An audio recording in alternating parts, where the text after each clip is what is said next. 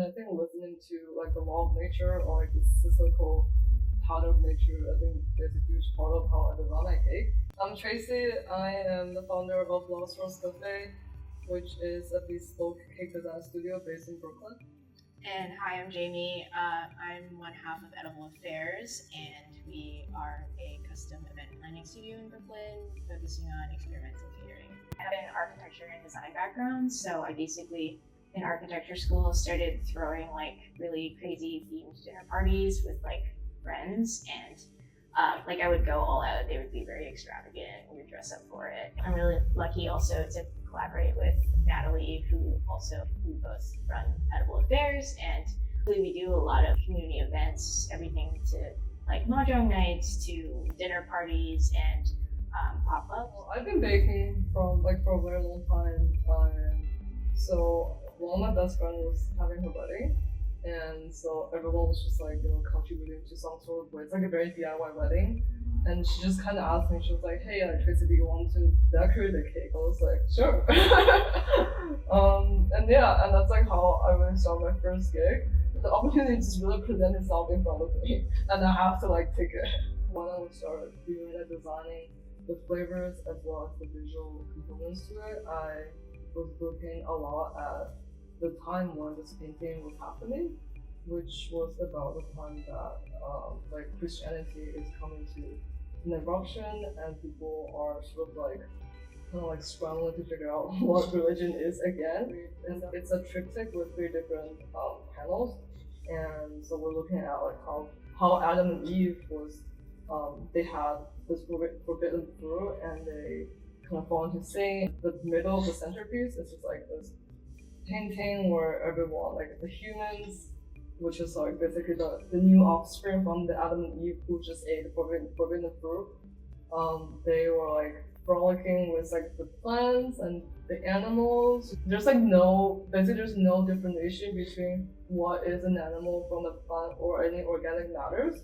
So like from that aspect, like I was looking at how like all those elements like shape and like integrate or like deconstruct itself, and that's like how we kind of plan the whole foodscape.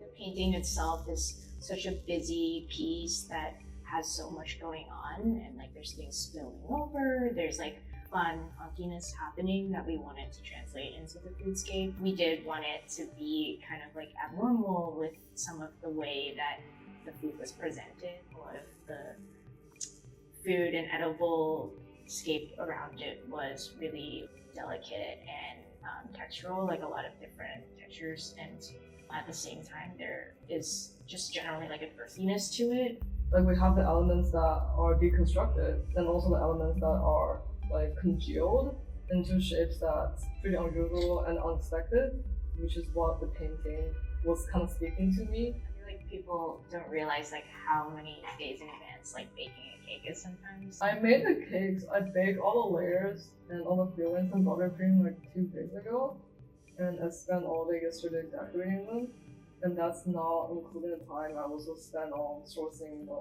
the flowers and the decorations. We assembled a lot of our tablescape on site. For me, every time it's kind of like a bit of like world building, and started building the base first with the cantaloupe and the cauliflowers and all of the food that we were using to fill in spaces. And then basically from there on, we just kind of keep building these like freak ikebana situations with like food at the bottom. A lot of like real-time problem solving. I think it's a really beautiful thing that it's something that doesn't last forever.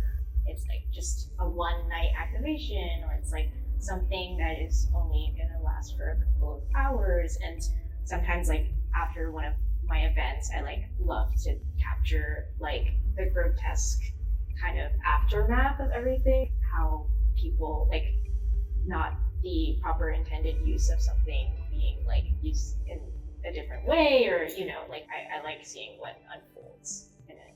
And I think listening to like the law of nature or like the cyclical part of nature, I think there's a huge part of how I design my cake.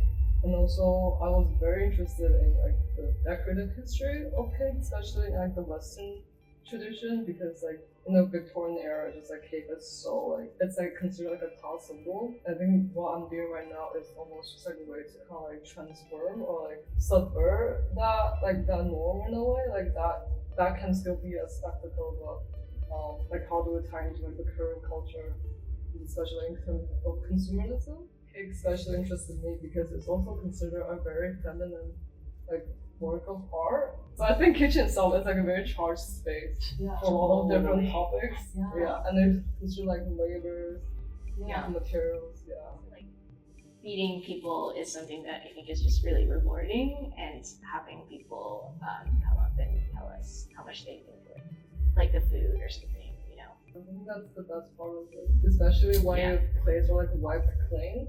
That's like the best feeling. Yeah.